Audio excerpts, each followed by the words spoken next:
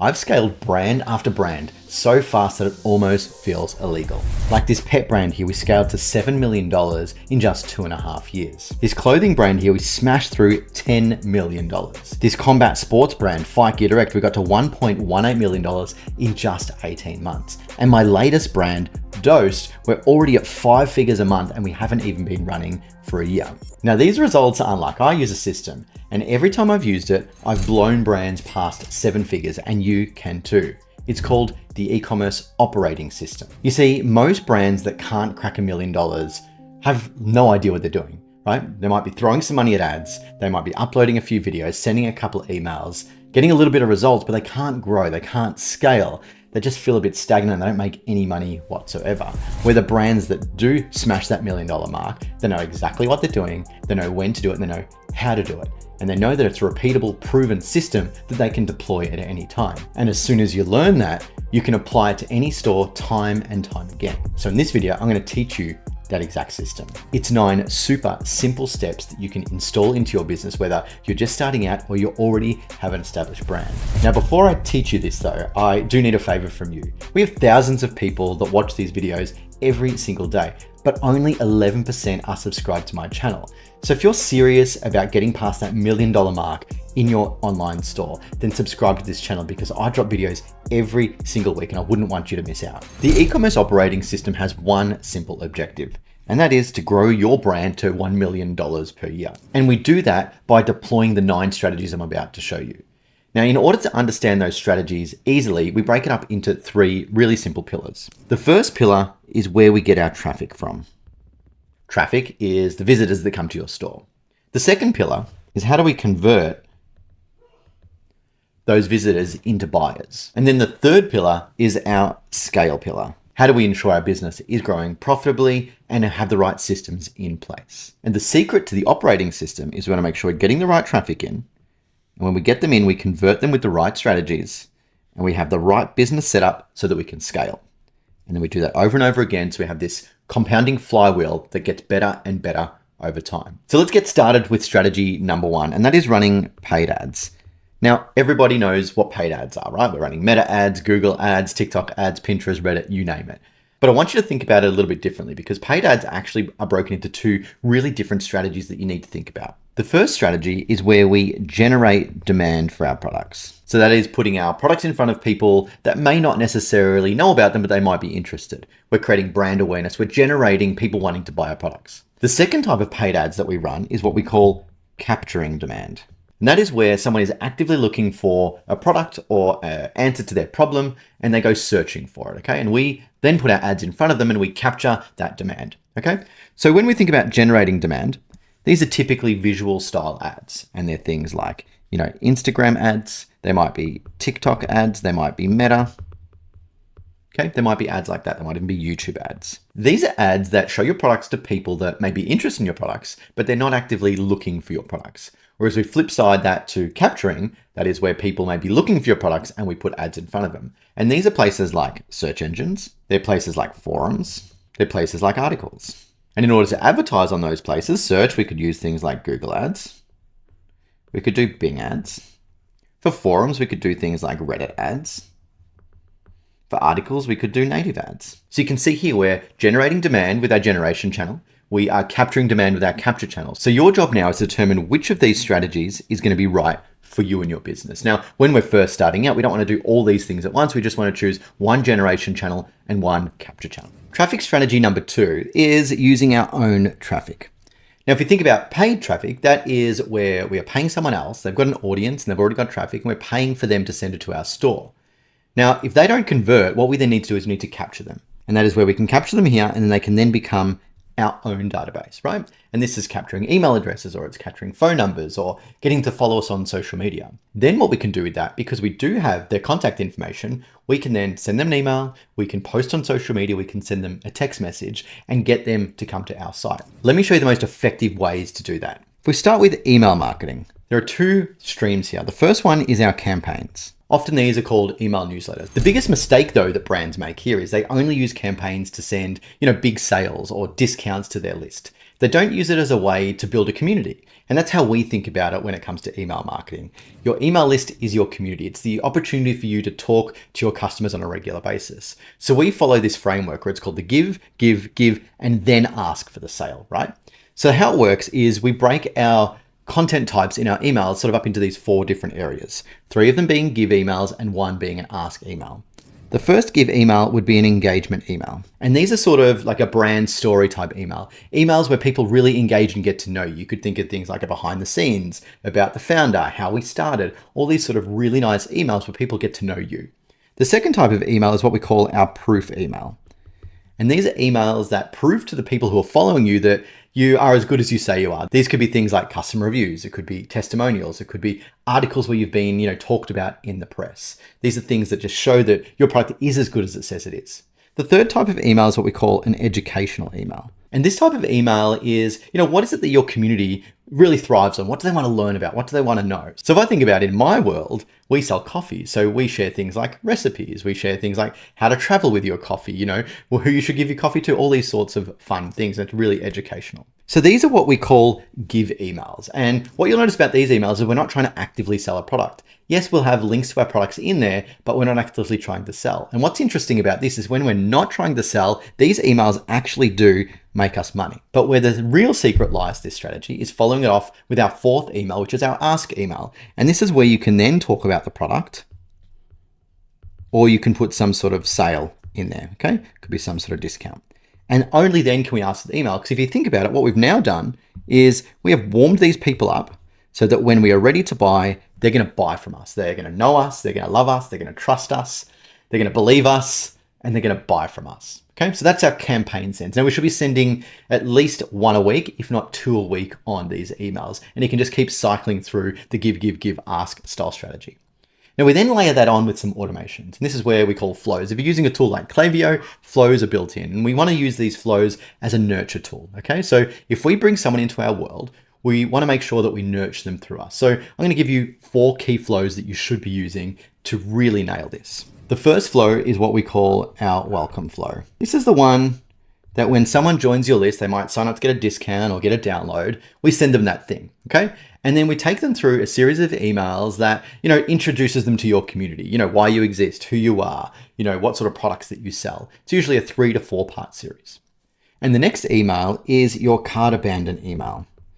This by far generates more money for us than sort of any other email outside the welcome series. Now, this is the email that gets sent when someone goes to checkout, but they don't complete their order. They don't put their credit card details in and finish the order. What we can actually do is trigger this email off to them and encourage them to buy from us. Now, the way we do it is we send them an email about 30 minutes afterwards. And this email is just a reminder that there's something in their cart.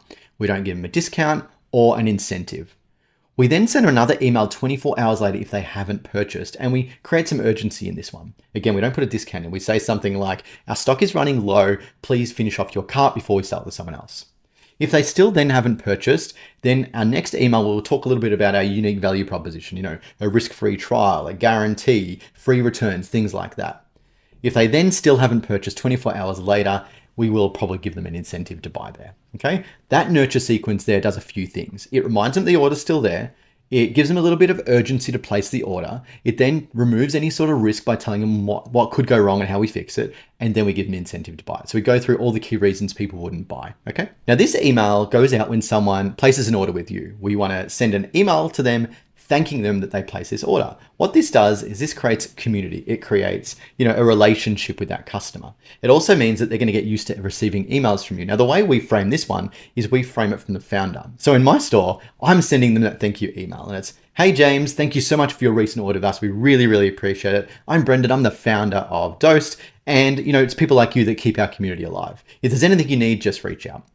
That's the only thing that we put in the email. It's a text-based email, and it is super simple. Now, the reason this is a killer email is it creates this relationship, as I said, but what it also does is it helps them think about you when they need to buy again, okay? They're gonna remember the person that sent the thank you email. What it also does is it gets them used to receiving emails from you. So when we go back and we send them these campaigns, they're gonna open them and they're gonna love them. Now, the last email in this automation is what we call our win back, or some people call it a sunset series. What this one is this is an email that gets sent out when someone has stopped engaging with you or stopped opening your emails. What we want to do is we want to try and get them back into our world. So we might send them off an incentive, we might send them a special offer, we might show them some new products, but we're just trying to do things to get their attention and get them back into our world. Now, what's going to happen here? If you install these automations, and you start a campaign cadence of the give, ask scenario, then your own traffic is going to increase and we're going to become less reliant on paid ads. Now, the third traffic strategy is where we go from owned to earned. Now, when you think about earned, this is basically where someone has a whole heap of traffic and you've earned such a great reputation that they're going to send traffic to you, right? Because they think you're the next best place or the most relevant to where they're sending that traffic. Now, there's a couple of places that will send this traffic to you where you can earn a reputation at them. The biggest one is in your search engines. You can earn a rank, being ranked 1, 2, 3 in a search result, or you might earn, a link back from an influencer or a blog post or some sort of news article because, again, you're the best person for it. Now, in order to get yourself set up to be earning traffic, we need to follow a framework. And Google has actually given us a really simple, easy to understand framework. It's called the EEAT framework. And let me take you through it. The first E stands for experience. And what they want to know, does the creator or the brand have relevant experience? Okay, are you the best person to give this information to?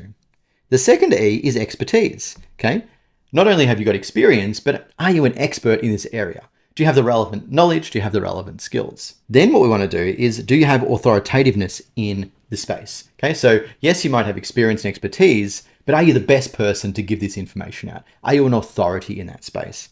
And if you are, how trustworthy are you? How reliable and honest and accurate is the content? And so if we can think about that on our store, are we an expert? Do we have the experience? Are we an authoritative source? And are we trustworthy? Then we're going to rank. So for experience, we could do things like show case studies on our store, show how long we've actually been in this industry for. For expertise, let's show things like any certification we might have, any technology that we might be using, anything around, how things are made. That's a really big thing around expertise. From an authoritativeness perspective, have we been cited in any sort of, peer-reviewed papers? Are we on podcasts? Are we on YouTube channels? Do we have, a big following somewhere? How authoritative are we? And then from a trustworthiness, how reliable is our content? Well, we can fix that up with, testimonials, product reviews and things like that. Okay.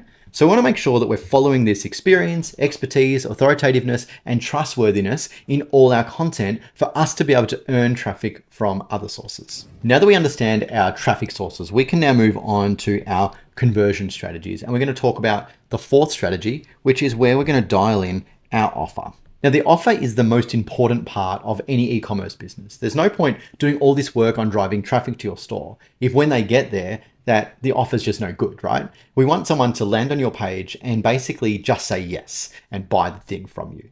But if they land on your page and they have some questions or they're not really sure, or is there a risk, they just don't know about it, then all the work that you've done driving traffic to them is gone to waste. You're going to waste time and you're going to waste lots of money. So dialing in this offer is one of the most important things you can do. And luckily for you, we have a framework that we follow to make sure we get this offer absolutely spot on. And we break that up into 5 super simple areas. The first one is having a promise. What I mean by this is, what is the promise that your product does, right? What is the transformation that someone's going to get if they buy your product? Now, if we think about my coffee product, our promise is that you can make barista quality coffee in under 30 seconds anywhere in the world. Like, it's a really strong promise. As soon as someone hears that, they know exactly what the product does. So think about your product and what is the promise that you give it? What is the transformation that the person is going to have when they experience your product? The second thing that your offer needs to have is trust. So it's all great and well for you to say what your product does and how the transformation is going to happen, but you need other people to say it to. And this is where the trust comes in. And we can do that via a number of methods. We can do it via product reviews. We can do it via UGC content. We can do it via testimonials. We can also do it by, the type of technology that's used in your product. So if I use my coffee as an example, we've got over 100 5-star reviews. We litter it with so much UGC content. It is crazy. We then also talk about our proprietary method that we use that no one else uses. It's all these things that build trust. The more trust you have, the higher the conversions that you're going to get. The third thing you're going to need to have in this offer is speed to result. So if you've promised them something, coffee in 30 seconds, and they now believe you because of all the trust signals, now they want to know, how fast am I going to get it? How soon is this thing going to come? And this is really simple from an e-commerce perspective. All we need to do is tell them how fast is it going to ship, how long is it going to take to get there, and how much is it going to cost them, right? It's super simple, where a lot of people actually forget about that. Do this on your product page where your offer is, and you're going to see the biggest results. Go and take a look at Amazon as an example. If you look at Amazon, what is front and center right there? Shows you exactly how long it's going to take you to get that item. So we've done lots of tests on this across hundreds of stores, and the stores that show the delivery time frame, they show when it's going to actually be dispatched, have a higher conversion rate against those that don't. Even if your product isn't sort of an item that needs to be shipped straight away, people just want it as soon as possible. So absolutely put this on your page. The fourth signal that you need to put in is you need to do a risk removal. So you've convinced someone to buy your product and you're going to tell them how soon they're going to get it, but they might still have doubts. So what we need to now do is sort of, squash those objections and remove the risk. And this is things like, adding some sort of free trial, some sort of, guarantee, some sort of warranty. Because if they make a decision to buy it, they want to make sure that there's a safety net underneath so that, if it goes wrong, they're going to get the money back. And if they're going to get their money back, then it becomes an easy yes. So what you need to do with your product is think about what's the biggest objection that someone has and how can you squash it. If I liken that to my coffee product, one of the biggest objections was, is this actually going to taste any good? So what we did is we put a 30-day taste trial, right? And so it meant if you didn't like it within the first 30 days, we'll give you money back. That reduces all risk and there's no reason for them to not to say yes. Now, the fifth signal and the most important is what we call urgency or scarcity. We want to give them a reason to buy today. We don't want them to leave because money follows speed. So here we need to put some sort of urgency or some sort of scarcity. So this could be things like, low stock indicators. It could be things like order today and you get a free thing. It could be, there's only 200 products left. This is limited edition. So I want to give reasons for them to not leave and to buy now. So have a think about what sort of urgency and scarcity can you put on your product right away. So once you understand what your 5 offer signals are, we then need to work at how do we communicate these on our store in the best possible way. I'm going to show you how to do that. And that's when we move from offer through to optimization. You see, it's all well and good to have all the offer signals, but we want to make sure that we lay it out on the page in such a way that we have the best chance of converting. And that's making sure that we optimize our product pages. And in order to understand how to optimize our product pages, we need to understand the anatomy of a high converting product page. And lucky for you, I have a framework for that. We've built this wireframe from studying hundreds and hundreds of different stores and really understanding what signals make the biggest difference. Now I'm going to talk you through each one of these. And I do have a copy of this in the description if you want to, follow along at home. So the first thing we want to do is we want to make sure we have some sort of product badge. This could be a new, bestsellers, popular, something like that that overlays the product. Then we want to make sure that we have the absolute best product images possible. Now, studies have been shown that you need to have at least 5 product images, and this should be the front, the back, the side, some detail shots, the product in use, right? For people to actually make a decision to buy, they need to be able to feel like they're touching it like they are in a store. Okay, so you need to have at least 5, and these should be super high resolution so people can zoom in on it. Now, if you can put videos in here, that's a bonus, right? They're not mandatory, but gee, they really work well if we can put videos in there. And it's really easy to take videos now just on your phone. Another little tip that's really important is to actually show that there are additional images in here. Now, I have seen some stores where they put little arrows here and they do work well, but we definitely find that if you can actually see the thumbnails of each image, we get a much better click-through rate. What we then need to do is continue down the funnel. We need to show how much the product is, and then we also need to start filling in that trust signals we talked about. So any sort of reviews that you have here. Now, if you remember when we talked about the offer, one of the things we talked about was the promise. We call it a pitch on this page, but it's effectively the same thing. What we want to do is we want to pitch to the person why they want this product and what the product is going to do for them, right? So it needs to be an outcome focused pitch. Super simple, super clean. This is my product. This is what it does. And this is why you need it. Shouldn't be longer than sort of 1 sentence. We typically try and put that underneath the product name and we make it really short and concise. We then move down into our CTA block, and that's our call to action block. And in here, this is where we have, our sizing, we have, our colors, we have sort of any variations that we have here. And this is the part where someone makes the decision of the style of the thing that they want to buy, okay? Now, what's super important here is if you have multiple variations, it needs to be easy for someone to tell the difference between the variations. So if we think about an apparel brand where they might sell clothing and it has different sizes, we want to make sure that we have some sort of size guide here We don't want people scrolling up and down. We want to keep them in the same place where they're going to have to click those buttons. Okay, if we keep scrolling down, we can see that we have our add to cart button. What you'll notice here is it's a strong, bold color. We want this color to be contrasting to the rest of your site. This shouldn't be outlined. This shouldn't be, the same color as the rest of the site. It should be black, or it should be something that really stands out. We also include this little arrow here, so it shows people that they're going to move forward after they click this button. Then underneath the add to cart button, it has to be here, is we want to remove any objections. So these are the things that, the reasons people might not buy. It could be there's no trial, there's no return policy. So in here we have 30-day risk-free trial, free returns, fast shipping. These are the reasons that people will say yes. And the reason we want to have it under the add to cart button is that's what we want them to do on this page, click add to cart, which means we want to remove all the objections so they can make the yes decision to click that add to cart. As we go down, we're going to talk about feature icons, and these are things like what makes your product different. So if I think about my coffee product, it is a single origin, it is made in Melbourne, and it is 3 times more concentrated than other ones. That would be my objection busters here. Then we move into getting to a little bit more detail about the product. And this is where we highlight the outcomes of the product. So what are the 3 to 5 things that your product does for someone? We want to bullet point these here so they're easy to read and super simple for people to take in. We then move into these accordion boxes where we provide other information. This could be things like how to use, it could be ingredients, it could be materials, it could be any additional information people need to make a decision on this product. What you would have noticed is as we've been going down, we pass something called the scroll line. This is the point where people have to move and scroll your page to see additional information. Now, interestingly, less than 50% of people actually scroll past this line. Now, if they're scrolling past this line, it means they're probably looking for more information. And this is where we give that additional information. So here is where we add in the extended product information. So this could be more information about the materials, could be how it's made, could be what's in the box, could be anything. But it's basically giving them more information to make that yes decision. As we continue to scroll down, we add in more social proof. This could be anything from reviews to testimonials. And then as we scroll down even further, we're going to do product FAQs. Now, this isn't frequently asked questions about your store. It's questions specifically about this product. And the way we think about these is what questions might someone have that might stop them from buying? And if you answer those questions, they're going to buy the product. So when you're building out your perfect product page, what you want to do is just make sure that everything that you put on here, encourages people to say, yes, I want to click add to cart. And then that leads us into the 6th part of the e-commerce operating system, where we move from optimization into support. Now, support can be broken up into multiple different categories. It could be post-purchase support, it could be pre-purchase support, it could just be customer service, right? And there's sort of 3 different areas. Post-purchase is when someone makes a sale from us that we give them the support they need. Pre-purchase is giving them information beforehand so that, they have enough information to buy your product. And then customer service is when they've got the product, how do they use it? So we want to make sure we've got this great support here because people buy from people and they want to make sure that there's someone at the other end of this website that's there to help them. And if you don't have great support, people are going to be less likely to buy from you, okay? Now, the problem we have these days is that we have so many different ways that we can be contacted.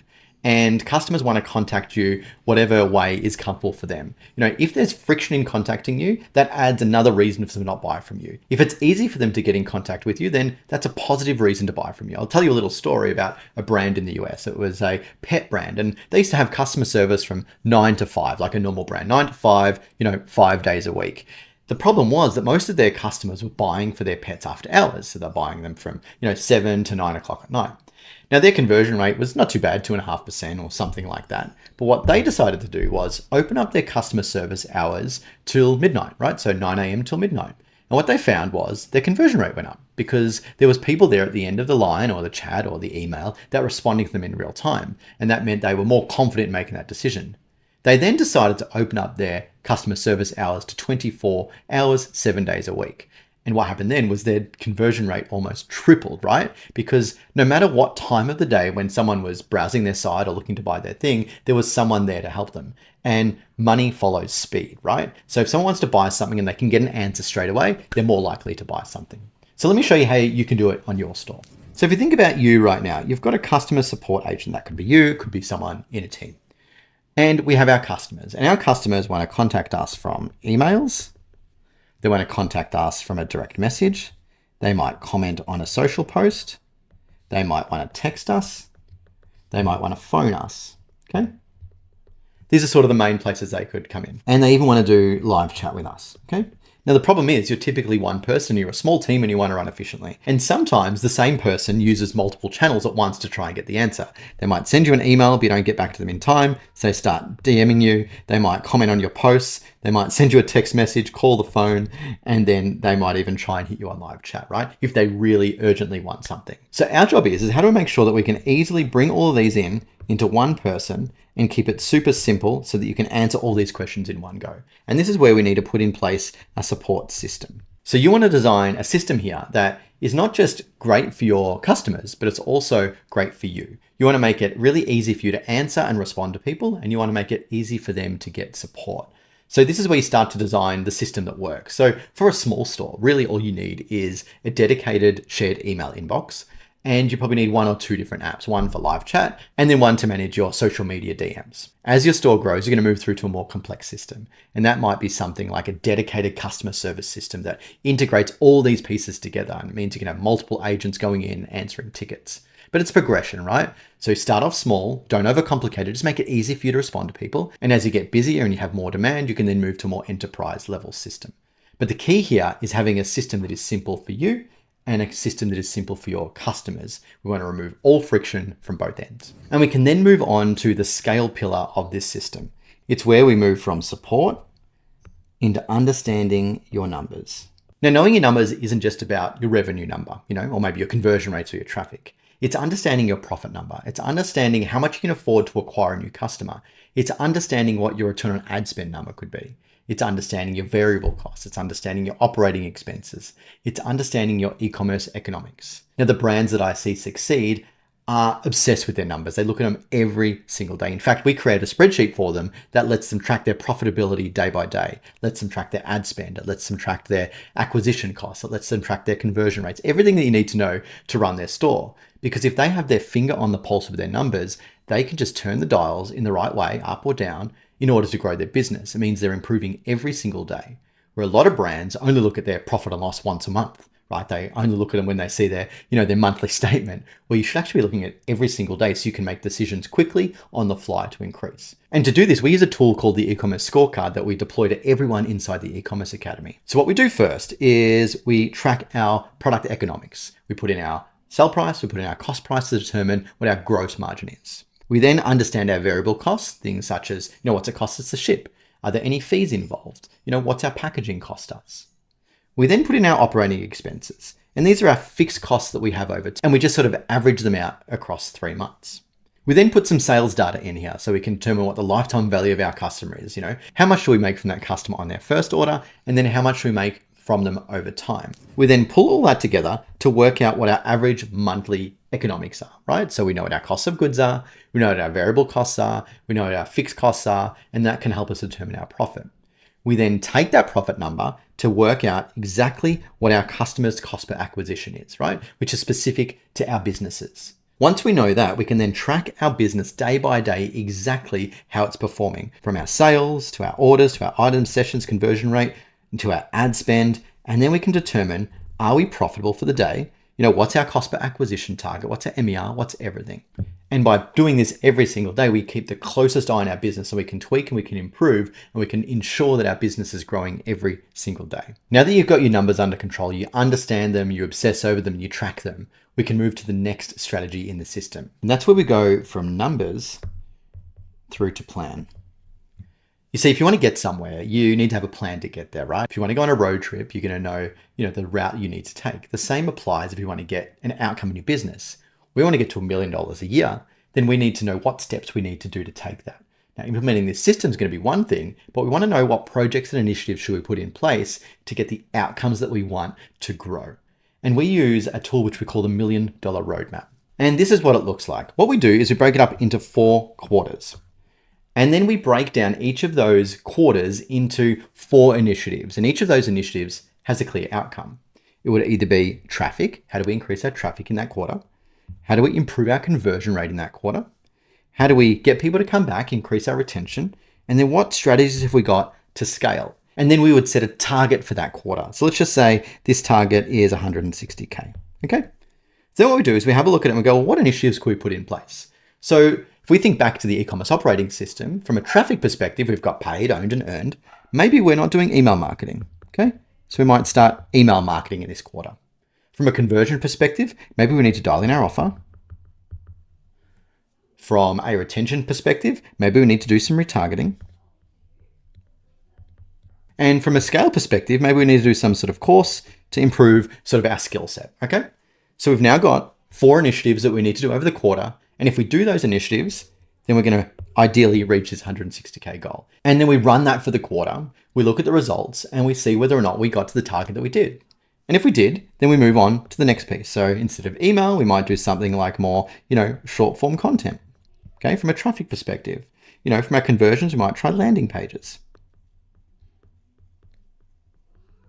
From a retention perspective, we might do automations. From scale, we might hire a team member. And then that gets us to 200K per quarter, right? So you can see here, what we want to do is we want to start planning out our year. We want to start planning out core initiatives that we can put in place that are going to move each of the objectives that we set, right? We don't just say we're going to do email marketing for the sake of it. We're going to do email marketing because we need more traffic. We don't just say we're going to implement landing pages for the sake of it. We say we're going to do landing pages because our conversion rate is going to go up. And it's these sort of plans that give us a roadmap of where we're going and what we need to do next. It also makes sure that we do one thing and we finish it before we move on to the next thing. And that's a really important part when trying to scale a business and build a roadmap. Don't try and do everything at once. Just do one thing, do it well, then move on to the next one. So let's now round out this ecom operating system and implement this final strategy. And that is where we move from plan all the way through to expanding. Now we left expand to last because we don't want to think about expansion until we have all our fundamentals or all our foundations in place. When we're comfortable that everything's humming along nicely, we can then think about expanding. And when we talk about expanding, there's sort of 2 key areas that we can expand in. The first area is we can expand our team. Now, when we think about expanding our team, there's only 2 sort of core outcomes that we should hire for. The first one is hiring for time, right? How do we get our time back? How do we hire someone to do something that we're doing so we can free up our time to do something of more value, right? We call that buying back our time. And typically we hire for those lower value tasks. So they're things like, product fulfillment. How do we get our orders out the door? It might be customer service. It might be product maintenance. It might be website administration. It might be sending emails. We sort of hire for those sort of roles because they're typically lower value roles that, we can train people in, right? So that would be the first one, getting our time back. The idea is that we free up my time to work on more high value tasks. So I could do things like digital marketing. I could do better agreements with our suppliers. I could focus on those things. So that's hiring for time. The second type of hire that you would have is hiring for skill. And that is having someone around you that can do something that you can't, right? So that might be some sort of digital marketing expert. It might be some sort of designer or developer. It might be sort of high value skill that you don't have the time to learn or you don't want to learn it, but this person can do it. And if you hire that person, it means that you're going to get that job done quicker, cheaper, and more efficient and get a better outcome. So when you're thinking about building out your team, hire for time first, hire for skills second, hire for low value tasks first, and then high value tasks second. It's the most efficient way to scale. Now, the second way to expand is by expanding the way you fulfill your orders. And if I think about this, brands always go through a certain process, right? They first start, in their bedroom shipping out orders. Okay, so that's sort of where we start, the bedroom. We then move on to maybe a garage, and then we might move on to some sort of storage solution. And then we might move into a warehouse, and then might move into a 3PL. Okay, so that's sort of expanding that side of fulfillment. But we can also expand where we sell. Okay, so that could be markets. And that could be we sell into other regions, such as countries. We might sell on other marketplaces, such as Amazon, Walmart, places like that. We might sell in other channels. Okay, that's places like wholesale, retail, things like that. And then we might sell other products. Okay, so we expand our product range. So these are all the different ways that you can expand. You can expand your team, you can expand the way you fulfill, you can expand your markets, you can expand your products, and these are all different areas that you can grow your business. But we don't go down that path until we have the entire e-commerce operating system in play. So if we go back to the operating system, what I want you to do is I want you to look at each of these strategies in the operating system. And I want you to grade, where are you on this system? Are you doing paid ads well? If you are, make them green. If you're not doing email marketing, make it red. If you're doing a little bit of SEO, make it orange, and so on and so on. But what the goal here is we want to turn all of these green, but we don't want to do them all at the same time. We want to make sure that we are doing things pragmatically over time. So we're getting our traffic in, okay? We're capturing that traffic into our own audience. We're then earning a reputation. We're building out our offers. We're optimizing our store over time. We're making sure that we're supporting our customers. We're really understanding our numbers through this journey. We're then putting in place a plan to grow our business. We're then looking at different ways we can expand, and then we continue to do that over time. Now, if you follow this system and you implement it and you do each of these strategies one by one and roll them out pragmatically the way I've said, I'm certain that your store is going to grow to $1 million a year. However, if you want a hand, I've got a link down below where I'll mentor you personally on how to get your store to $1 million a year. Otherwise, if you just want to go it alone, there's a couple of videos here that is going to help you do that perfectly.